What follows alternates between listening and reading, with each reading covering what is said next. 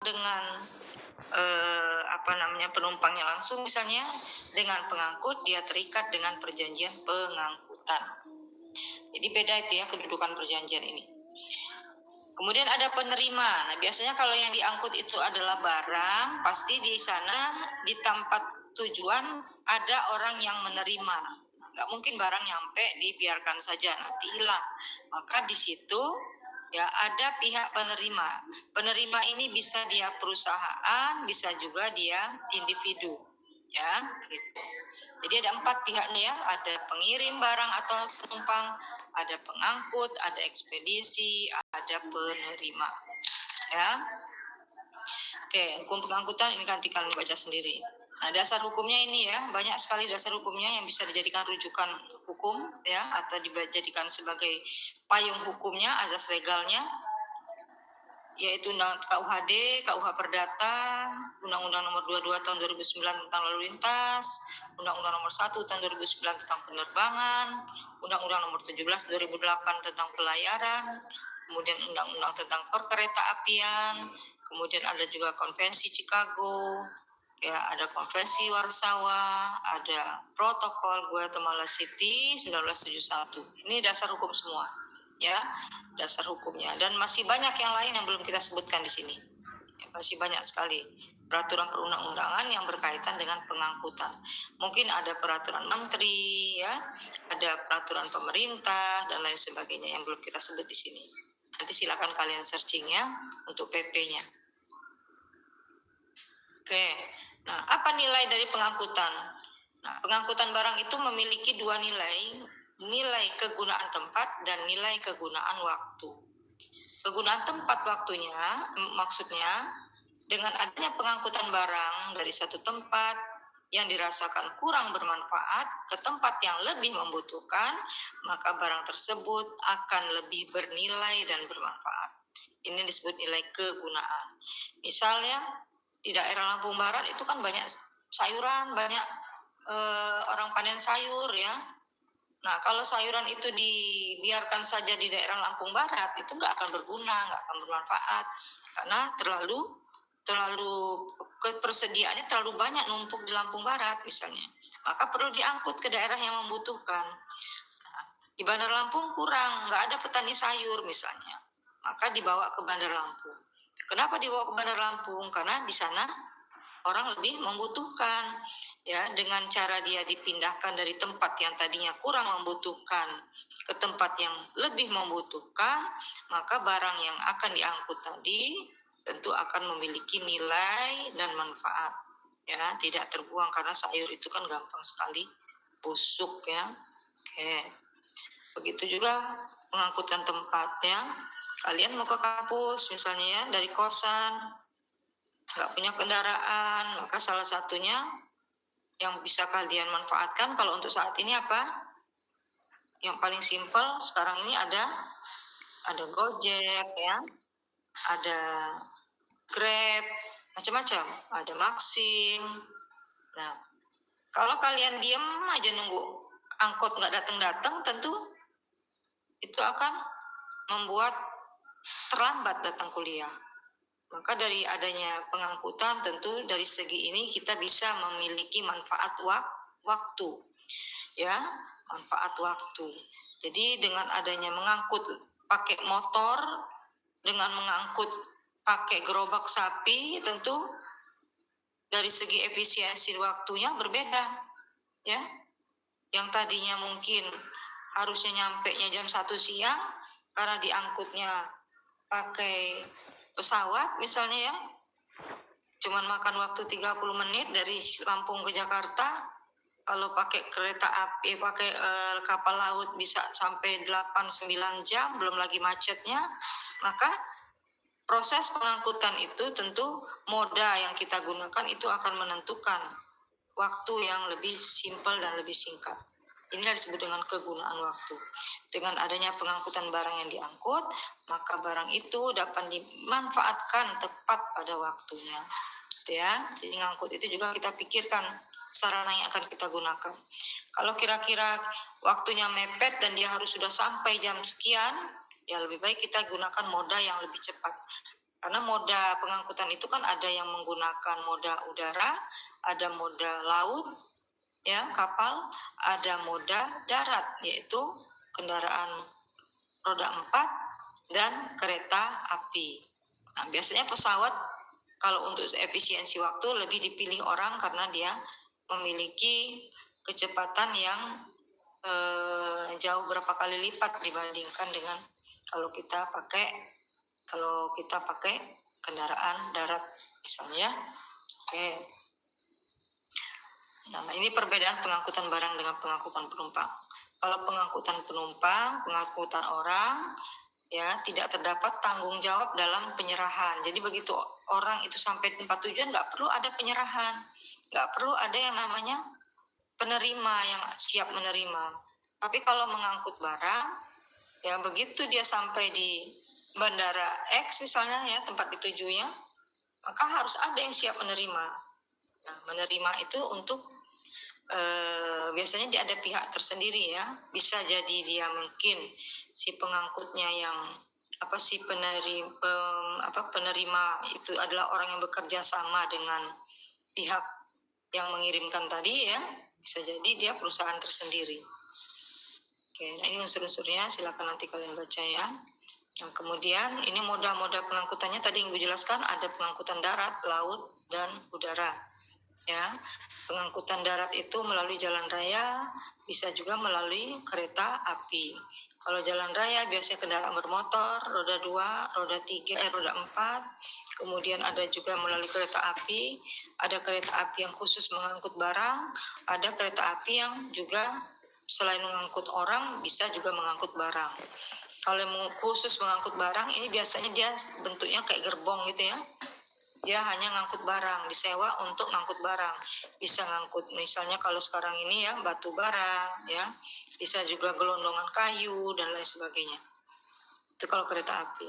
Kalau dia untuk mengangkut penumpang biasanya dia terpisah dengan barang. Gak boleh karena dalam peraturan pemerintah juga harus memberikan kenyamanan ya bagi penumpang dalam proses pengangkutan melalui kereta api. Jadi dibuat penumpang itu senyaman mungkin. Ya, sehingga kalau kalian naik kereta sekarang, zaman sekarang, dengan naik kereta 20 tahun yang lalu atau 15 tahun yang lalu, kalau kalian pernah naik kereta 15 tahun yang lalu, terasa beda sekali ya. Kalau sekarang naik kereta sudah nyaman, serasa kita naik pesawat. Ya, model tempat duduknya. Ibu pernah naik kereta itu rasanya nyaman banget ya, lebih nyaman dari pesawat malahan. Lebih luas tempat duduknya daripada pesawat, bisa nyelonjor. Kalau pesawat masih nggak bisa kita nyelonjor. Kalau di kereta api yang eksekutif itu bisa kaki kita nyelonjor karena saking luasnya kereta itu. Ya, jadi fasilitas yang ada dalam kereta api sekarang itu sudah lebih baik, semakin lama semakin lebih meningkat. Karena apa? Karena dia BUMN. Ingat ya, BUMN itu salah satu kewajibannya adalah menyediakan fasilitas yang bermutu tinggi bagi konsumen. Maka BUMN harus punya kelebihan dibanding dengan perusahaan-perusahaan swasta. Ya, kereta api itu termasuk BUMN, ya namanya PT Kereta Api Indonesia. PT Kereta Api Indonesia TBK kalau dia terbuka ya. Atau udah TBK apa belum ya? Itu ya. Jadi kalau kalian yang sekarang mungkin pulang kampung yang ke Palembang ada yang naik kereta, mungkin kalian bisa merasakan kereta yang sekarang dengan kereta 15 tahun yang lalu. Berbeda. Oke. Nah, kemudian ini ya dasar hukum pengangkutan laut, sungai, kemudian pengangkutan udara. Ini ada tanggung jawab pengangkut. Jadi jelaskan teman kalian ya tentang tanggung jawab. Siapa sih yang bertanggung jawab, pengangkut atau pengirim? Nah, siapa yang tanggung jawab? Tentu harus dilihat, harus bisa membuktikan pada proses tahapan yang mana barang mengalami kerusakan ya.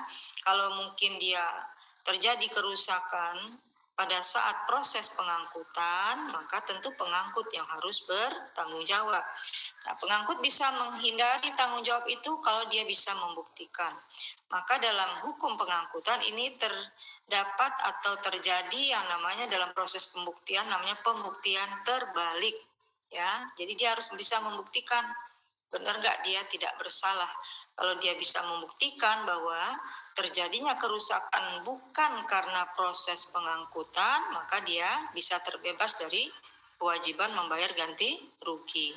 Tapi kalau dia tidak bisa membuktikan, maka pengangkut wajib bertanggung jawab jika proses terjadinya kerusakan pada saat proses pengangkutan.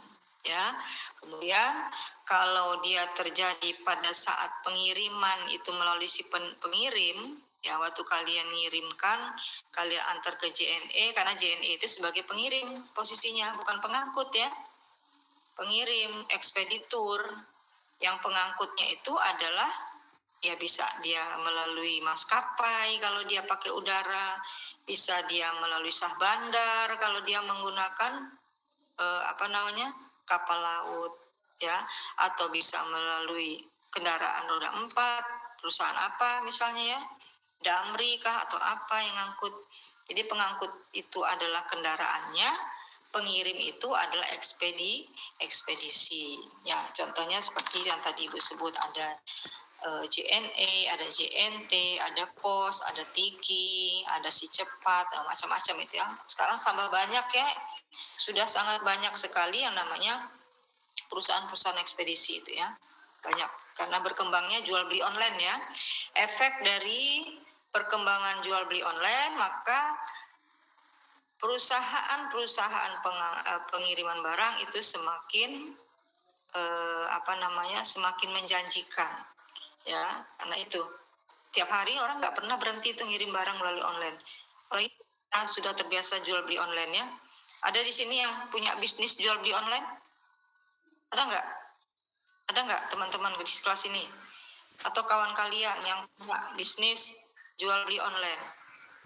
Belum, Bu. Nah, nanti kalau ada teman-temannya di kosan misalnya ya, biasanya mereka kan akan berhubungan dengan pihak ekspedisi ya.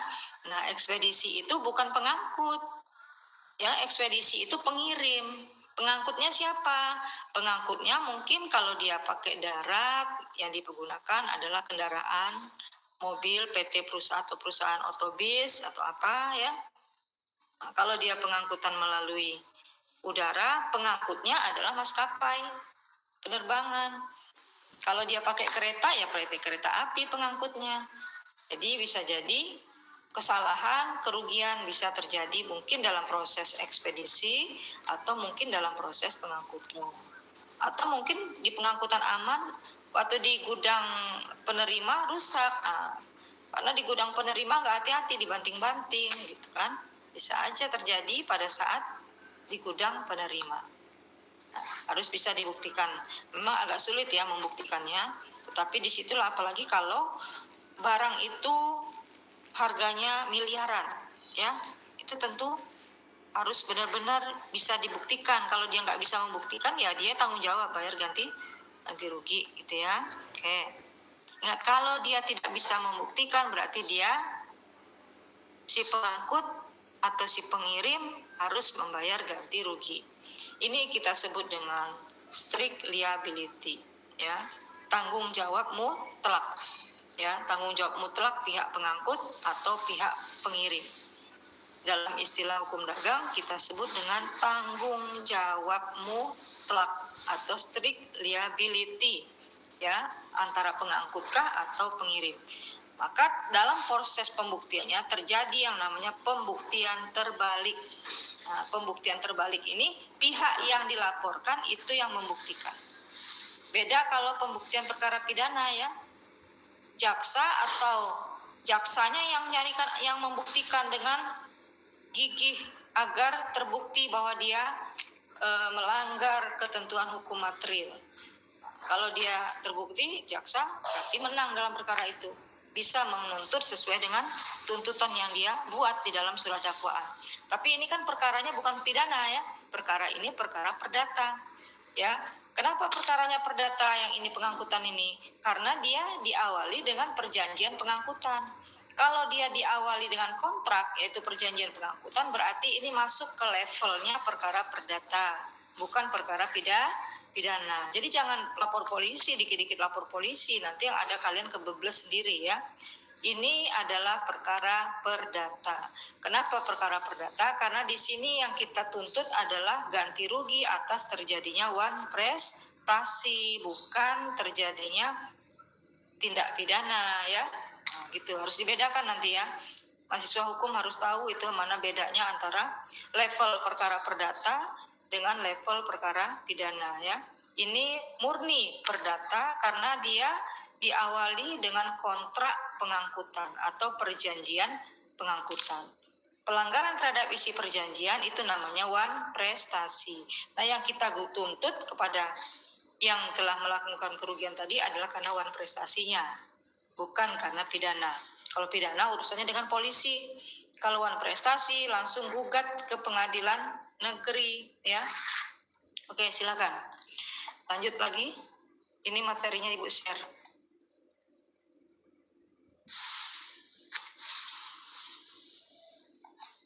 Oke, siapa lagi tadi pertanyaannya Santika? Satu lagi, dijawab Paki. Ya, baik, saya akan menjawab pertanyaan Garinta. Pertanyaannya, bagaimana jika terjadi wan prestasi pada pengangkutan?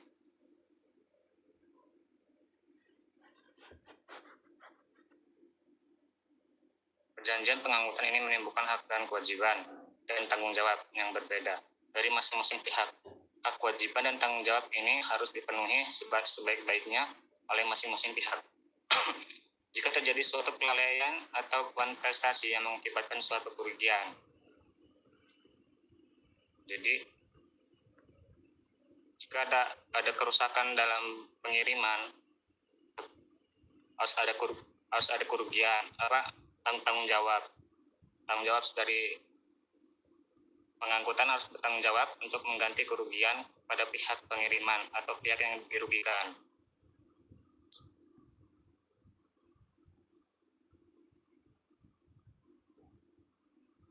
Baik, itu Karinta.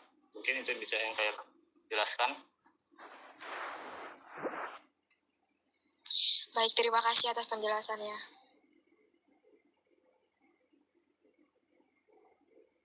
Pertanyaannya habis, Santika? Sudah dijawab semua. Oke, sudah dijawab semua, silakan ditutup diskusinya. Ibu, sekian presentasi dari kelompok kami. Mohon maaf bila masih banyak kesalahan atau kekurangan. Saya akhiri. Wassalamualaikum warahmatullahi wabarakatuh. Waalaikumsalam warahmatullahi wabarakatuh. Oke, untuk materi kepailitan tadi sudah Ibu share. Nanti silakan dibaca. Jika ada yang tidak dipahami, nanti minggu depan kita diskusikan ya. Minggu depan itu kalau nggak salah tanggal merah ya? Iya, Bu. Nah, tanggal merah kita ini kan akhir bulan ini atau awal bulan depan kan kita sudah TS ya. Materi kita